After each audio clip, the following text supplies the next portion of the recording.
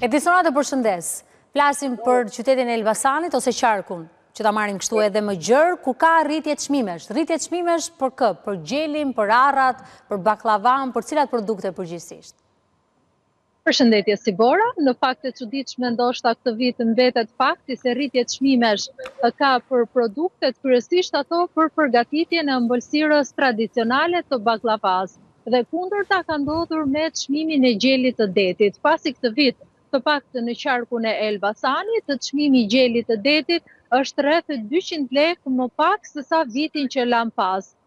Një rritje e konsiderueshme e çmimeve, siç e thash pak më sipër, ka të bëjë kryesisht me produktet që duhen për të përgatitur ëmbëlsirën tradicionale dhe në fakt rritja më e konsiderueshme vërehet tek frutat e thata dhe sidomos tek arrat, të cilat siç dihet tashmë thuajse çdo fundvit çmimi i tyre varion nga 500 deri në 700 lekë.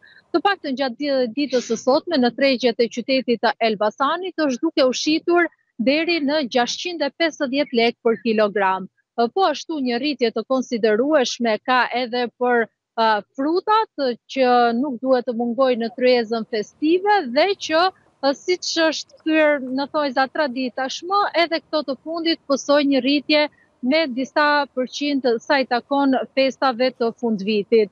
Ata që e kanë pak më të vështirë për të plotësuar të gjitha nevojat, padyshim që janë shtresat vulnerabël apo edhe pensionistët që e kanë më të vështirë, duke qenë se tashmë çmimet pësojnë rritje, për ta është disim e pamundur për të plotësuar të gjitha kërkesat që kanë, për shkak se siç thonë edhe vetë ata kanë edhe shpenzime të tjera veç atyre për ushqim.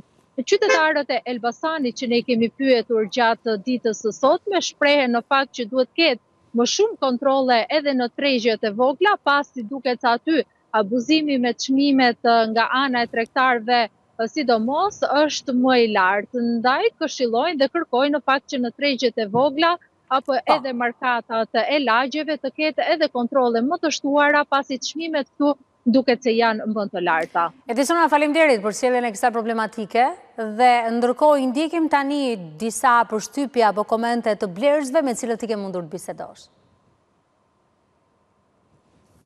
Po çmimet i rrisin, se të fitimin ke rritja çmimit e kanë ata, se kush po pyet për popull. Ja pyeti me tregtarët dhe shive që ato tregtari. Sa ma shrejti majnë, thot, aq ma shumë min njerëzit thot blejnë.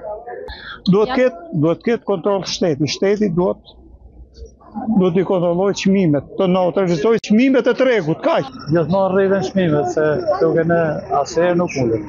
Kush ka më shumë rritje, produktet e mishit apo fruta perime? Po gjitha me gozë, ai që shikoj.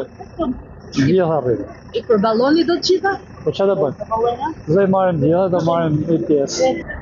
Në rregull, si më përpara. S'ka rritje.